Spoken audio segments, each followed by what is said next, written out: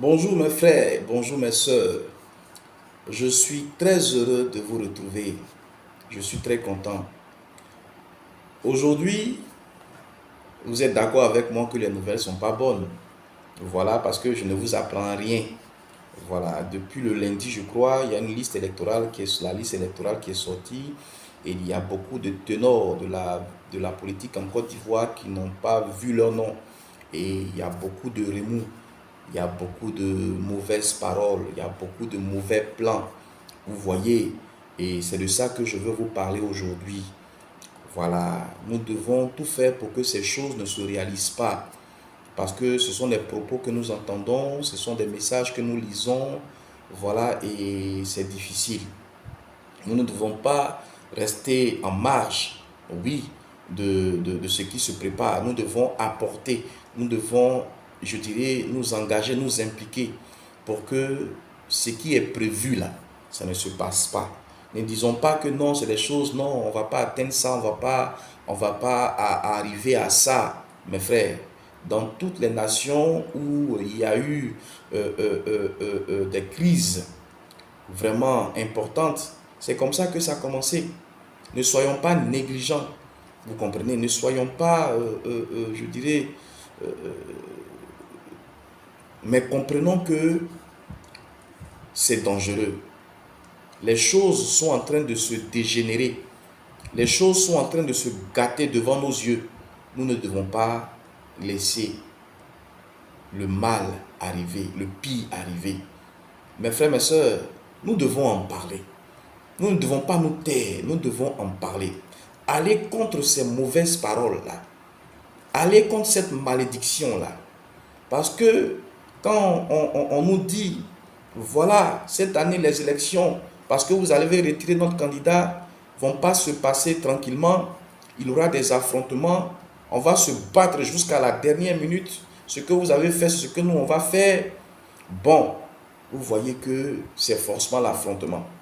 Quand l'autre camp dit, quand vous étiez là, vous n'avez pas bien géré le pays, nous on n'a plus le pays, on ne vous laissera jamais le pays, on va rester là jusqu'à la mort.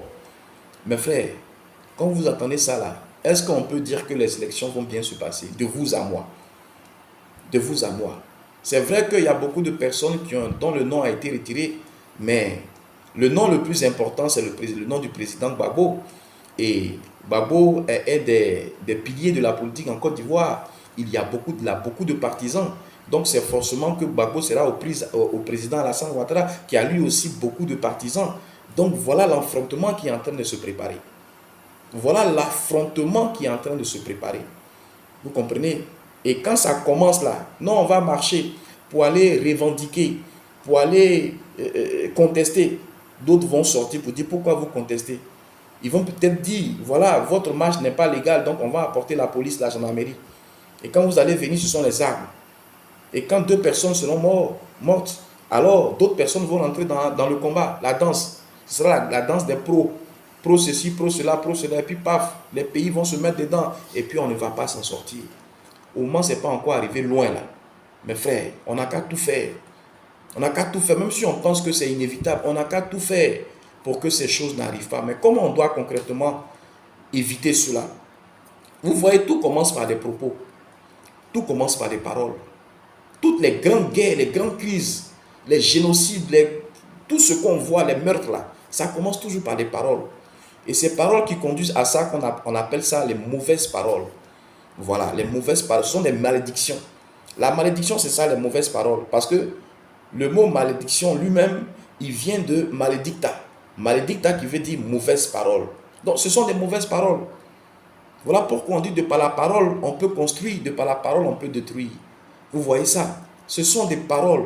Et quand vous regardez, vous allez sur les réseaux sociaux, même si ça ne vous dit rien, mais vous écoutez quelqu'un qui dit, non, nous, on va les tuer, on va les tuer. Nous, on va se venger. Nous, Quand vous écoutez quelqu'un, vous n'allez pas tuer, vous n'allez pas vous venger. Mais il va arriver un moment, quand l'action de cette vengeance ou de ces actions de meurtre-là vont s'établir, tu vas voir que inconsciemment, tu seras conduit à ça. Vous voyez, c'est ça le fruit de la malédiction. En science, on appelle ça l'insémination. Vous voyez ça? Ce que tu entends là, c'est ça qui te caractérise. Ça te crée une identité, une personnalité. Vous voyez? Donc, Quand tous les jours, on vous répète les mêmes choses, ne vous étonnez pas, c'est ce qu'on vous avait attendu régulièrement là. C'est ça qui va être votre caractère. C'est logique. Vous voyez ça? C'est pour ça qu'on dit la communication est le fondement du monde. Vous voyez ça? C'est par la parole, c'est par la communication que tout a été créé. Vous voyez? Donc, mes frères, mes sœurs, toutes les grandes crises commencent par des mauvaises paroles. Alors, qu'est-ce que nous devons faire? Nous devons aussi apporter de bonnes paroles. Bénédiction. Parce que bonne parole veut dire bénédicta, bonne parole. Nous devons apporter des bonnes paroles.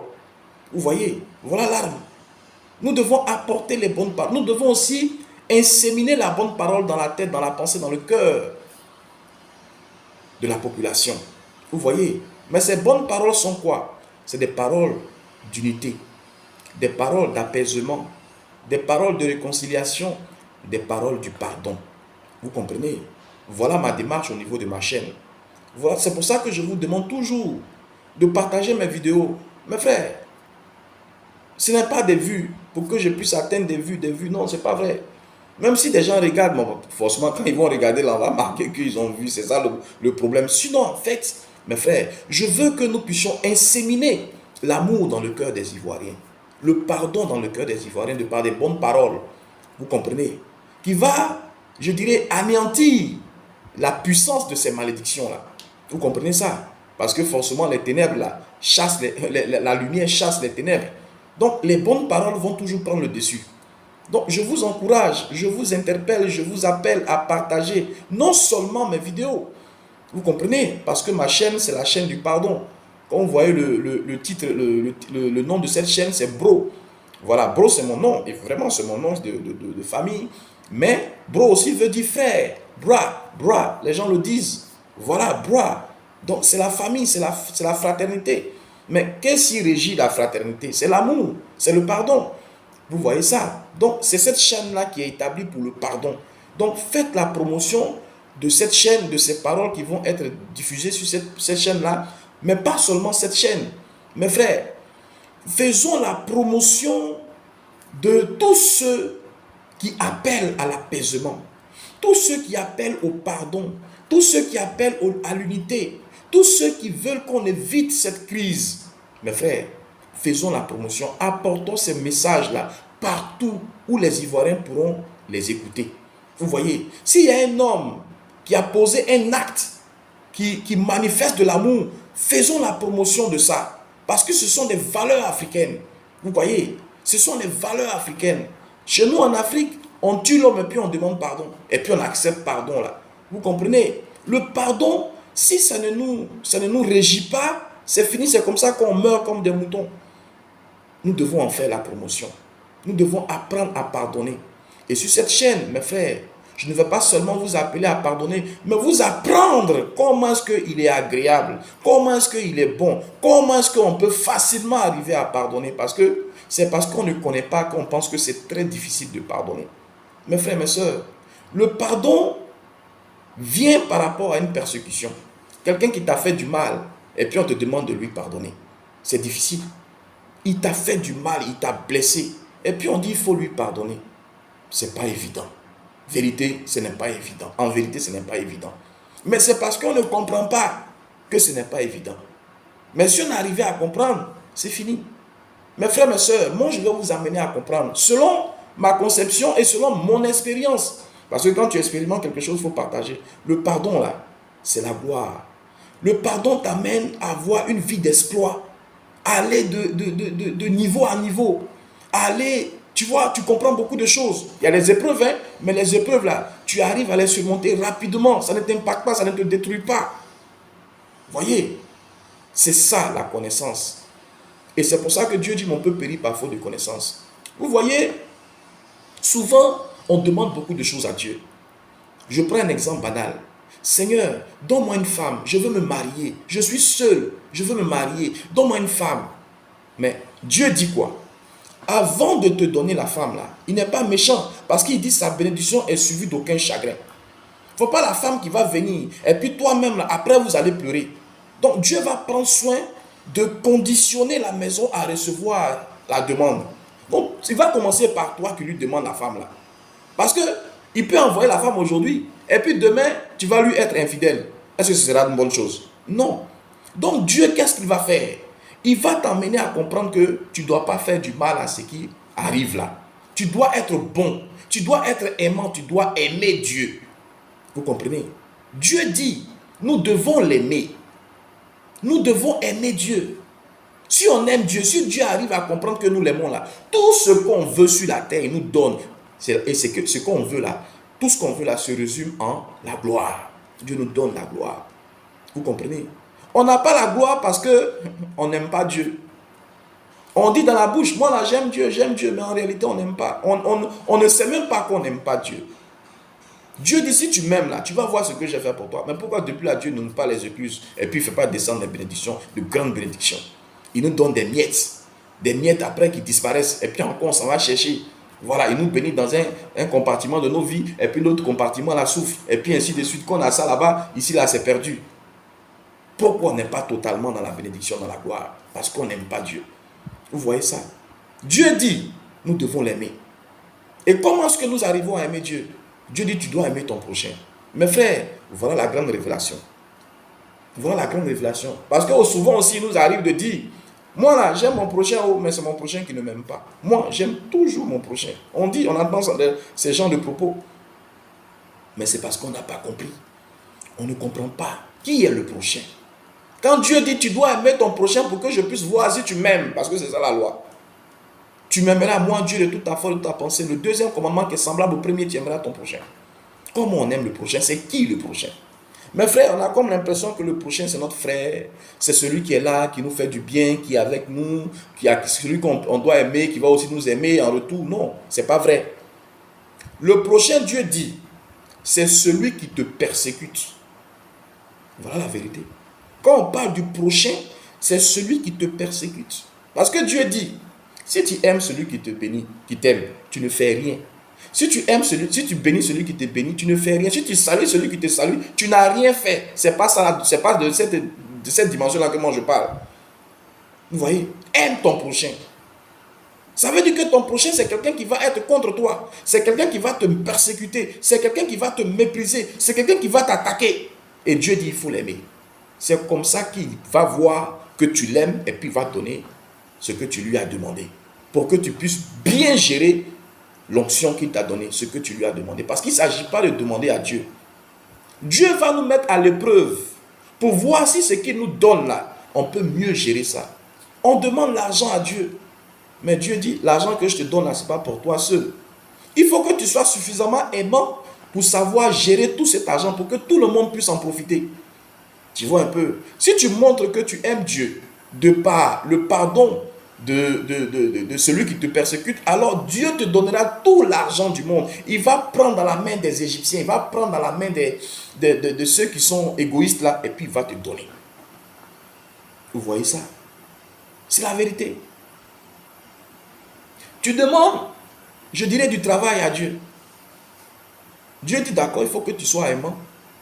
Parce que si tu aimes le travail que je vais te donner là, tu vas permettre, d'abord tu vas bien faire le travail dans ta société, et puis tu vas permettre que beaucoup de gens aussi puissent profiter de ce travail-là. Dieu ne donne pas une bénédiction pour nous seulement.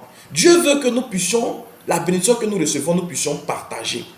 Mais pour que tu puisses partager là, il faut que tu sois aimant. Tu vois? Donc avant que Dieu te donne la chose là, il va t'éprouver.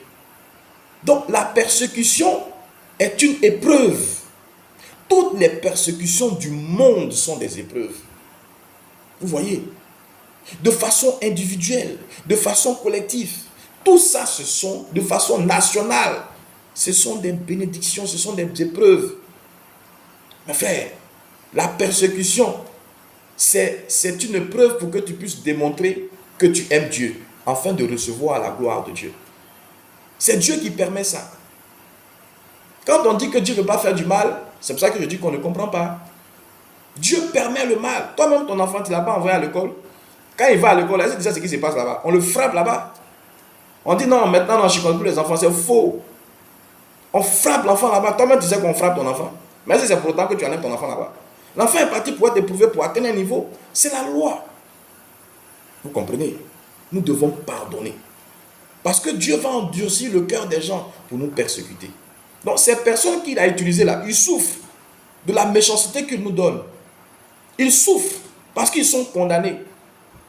Une condamnation est une condamnation. Il n'y a pas bonne condamnation. Personne n'aime une condamnation. Donc celui qui est condamné souffre de te faire du mal. Voilà pourquoi quand tu lui pardonnes et qu'il est libéré, il se rend compte qu'il t'a fait du mal et puis paf, il cherche à rattraper, il cherche à se soumettre à toi. Parce qu'il a compris qu'il t'a fait du mal et comment il va faire pour se racheter là? C'est seulement de se soumettre à toi. Vous voyez, c'est comme ça qu'on arrive à libérer les persécuteurs. Parce qu'on a compris qu'ils nous persécutent à cause de l'onction que Dieu veut nous donner. Donc on pardonne. C'est pour ça que Dieu dit de pardonner à celui qui te persécute. Vous voyez, parce que si tu pardonnes, tu seras un fils de Dieu. Mais le fils de Dieu, c'est lui qui hérite de Dieu. L'enfant n'hérite pas de Dieu. Donc, la persécution nous fait passer de la dimension d'enfant à fils. Et c'est le fils qui hérite, ce n'est pas l'enfant. Vous comprenez ça? Donc, c'est pour nous rendre matures l'épreuve. Nous donner d'être à l'image et à la ressemblance de notre Dieu, de notre Père. Ce n'est pas mauvais. C'est un gain. Vous voyez, quand vous comprenez ça, que vous pardonnez à celui qui vous persécute parce que vous avez la compassion pour lui, Dieu dit, vous êtes mature, je vous donne tout à l'instant. Mais si on ne comprend pas ça, la persécution perdure, mes frères. Voilà pourquoi Dieu dit, la persécution est un gain. Parce que la persécution, c'est une souffrance. Et la souffrance, c'est ça qu'on appelle, c'est ce que Dieu appelle la mort. Parce que la mort, c'est le fruit du péché, le salaire du péché. Et quand tu as péché là, ce n'est pas la mort que tu n'existes plus, mais tu souffres. Vous voyez, quand Dieu dit la mort donc est un gain, c'est ça, la persécution est un gain. C'est pour ça qu'il dit que si on te gifle un côté, il faut tendre l'autre côté. Parce que c'est une richesse, la persécution. Dans nos familles, on ne comprend pas. Il y a un tonton, il y a une tante, il y a un frère, mais il y a quelqu'un qui ne nous aime pas. Il nous persécute au travail, notre patron, un collègue, ton mari, ta femme, quelqu'un va te persécuter. Dieu n'utilise pas au loin, il utilise autour de toi pour que ça puisse bien te faire mal et puis que tu puisses pardonner. Vous voyez ça? N'ayons pas donc, mes frères, ce cœur noir parce que ça conditionne notre vie difficile. Vous voyez, on ne pardonne pas. Dieu permet ça, c'est Dieu qui a permis. Si vous ne pardonnez pas, c'est comme vous contestez avec Dieu. C'est comme vous dites que Dieu n'existe pas. Vous voyez, parce que tu as demandé quelque chose à Dieu, ou bien Dieu t'a réservé quelque chose. Mais il dit, démontre-moi que tu m'aimes, et puis tu verras cette chose. C'est l'épreuve. Nous sommes sur la terre, là. Nous sommes venus être éprouvés à cela. À devenir bon, à devenir aimant, à devenir juste, pour que le monde soit conduit par des débonnaires, par des gens qui sont bons, aimants. Et toi qui marches comme ça là, c'est forcément toi à qui Dieu va donner de régner. Parce que tu es bon. Dieu va te mettre à la tête parce qu'il dit qu'on n'allume pas une lampe pour la cacher, mais on la met en haut pour qu'elle puisse éclairer toute la maison. Si toi tu arrives à démontrer que tu as une bonne attitude, tu aimes Dieu, Dieu va t'ouvrir toutes les grandes portes. Mes frères, mes sœurs, voilà le travail que nous devons faire au niveau de la Côte d'Ivoire. Voilà le travail que nous devons faire au niveau de chaque Ivoirien, au niveau de chaque personne. Que vous soyez étranger, que vous soyez de passage. Mais les Africains, nous on souffre là. Voilà ce que Dieu nous donne comme message. Les gens nous persécutent parce que nous devons être matures. Nous devons montrer à Dieu que nous l'aimons. Pour qu'il puisse nous donner de conduire le monde dans la gloire. Donc, cela va commencer par nos maisons. Cela va commencer par des personnes que nous sommes. Vous voyez, pardonnons, acceptons. C'est pour notre propre bien, c'est pour notre élévation. Si tu contestes avec celui qui te persécute, la persécution va durer. Et puis toi-même là, tu ne vas pas voir le jour et beaucoup d'entre nous meurent dans cette dimension-là. Voilà l'état de Christ. Voilà ce qu'on appelle devenir Christ. Moi, je pense que Christ n'est pas mort à la croix pour que nous puissions le suivre, réciter des paroles, dire son nom. Dieu, il est mort à la croix pour que nous ayons un caractère. Et c'est le caractère-là qu'on appelle le caractère de Christ. Le Christ, c'est le pardon. Tu as compris. Et quand tu atteins ce niveau-là, rien ne peut contre toi. Rien ne peut contre toi. Mais il est difficile d'atteindre ce niveau-là, simplement parce qu'on n'a pas compris. Donc, mes frères, mes sœurs, il s'agira sur ma chaîne de partager ces petits, je dirais, tutos, des petites explications, des petits secrets qu'on expérimente. et qui marche. On apprend, hein, on n'a pas dit qu'on a fini d'apprendre, mais ces connaissances-là nous amènent à comprendre beaucoup de choses. Vous voyez, à sortir de beaucoup de choses. La colère inutile. Vous voyez, la tristesse inutile. Le matin, tu te réveilles, tu es en boule, tu es fâché. Tout ça là, ça te libère. La colère qui te remplissait là, ça te libère. Et petit à petit, ta vie devient rayonnante, ta vie devient tranquille. Bien que tu n'as pas des milliards, hein, mais tu es tranquille, tu es paisible et puis tu avances. Voilà la délivrance. Mes frères, mes sœurs, les Ivoiriens, nous devons avoir cette attitude. Les Africains, nous devons avoir cette attitude et nous pardonner les uns les autres. Vous comprenez? Laissez Dieu agir. Il ne s'agit pas que nous-mêmes, nous allons attaquer le persécuteur. Voilà pourquoi je vous dis que, mes frères, avec ces connaissances-là, nous pouvons apaiser la situation en Côte d'Ivoire. Parce que ces deux groupes, non, ces deux groupes. Vous voyez, la situation qui se présente à nous, c'est comme la situation qui a prévalu au niveau de Salomon, le jugement que Salomon a rendu par rapport aux deux femmes qui ont perdu, une femme qui a perdu son enfant. Vous voyez, vous connaissez tous l'histoire. Vous voyez, celle qui a perdu l'enfant là, elle voulait qu'on découpe l'enfant en deux. Mais l'autre qui avait son enfant dit, c'est pas grave, je préfère que l'enfant respire avec moi en vie, mais donc je te le donne l'enfant. Je veux que tu prennes l'enfant. Mais quel a été le jugement que Salomon a rendu? Salomon dit, même si toi, tu n'as pas enfanté l'enfant là, mais je sais que si l'enfant est dans ta main là, il sera bien heureux, il sera heureux que dans la main de l'autre femme. Vous voyez? Ce n'est pas forcément parce que la femme a mis l'enfant au monde. Salomon ne sait pas. Il ne sait pas. Mais il se soucie du bien-être de l'enfant. Et il a rendu son jugement. Il dit, toi, tu es l'enfant, donc je te donne. Je veux m'adresser ainsi à ces deux groupes-là, les pro-Gbagbo et les pro-Ouattara. Vous vous accusez mutuellement.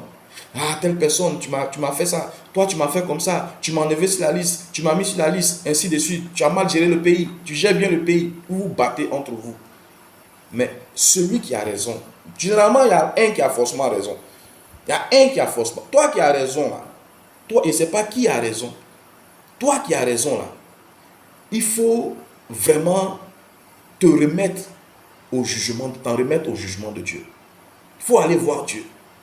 Si c'est les pro-Gbagbo, parce qu'on n'a pas mis le nom de votre papa sur la liste là, laissez à Dieu. Parce que si vous voulez vous battre là, ils vont tuer les Ivoiriens. Les Ivoiriens que vous êtes censés protéger, garder, surveiller, ils vont les tuer. Si vous allez faire marche. Donc, à cause de parce que le nom de votre papa n'est pas sur la liste là, donnez à Dieu. C'est pas grave. Dieu, on met ça dans l'internet parce qu'on a tout fait. On s'est battu avec nos propres forces. On n'a pas eu gain de cause. Donc, on te laisse. Il faut prendre. Il faut les laisser. Il faut prendre ce jugement. Et nous, notre attitude, ce serait de leur laisser la gestion du pays. Ils n'ont qu'à prendre. Le pays qu'ils veulent gérer là, ils n'ont qu'à gérer ça. Vous comprenez? Voilà l'attitude. Si c'est vous les pro-Gbagbo, voilà la loi. Voilà ce que je vous conseille. Vous voyez, laissez le pouvoir, laissez-les gérer le pouvoir et remettez-vous au jugement de Dieu. Allez vous asseoir. Vous voyez, dans la tristesse, allez vous asseoir. Vous comprenez? Et vous allez comprendre que aujourd'hui, l'attitude des gens en face là, Dieu va trancher. Dieu va trancher, surtout si eux aussi ne se soumettent pas à la loi de Dieu.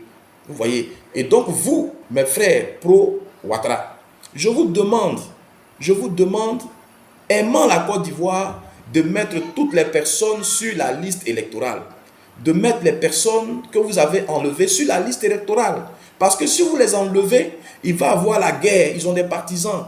Ils peuvent attaquer, détruire le pays. On ne sait jamais, on ne connaît pas leur force. Donc on vous demande d'apaiser, de ne pas tuer les Ivoiriens. Vous comprenez? Mettez tout le monde.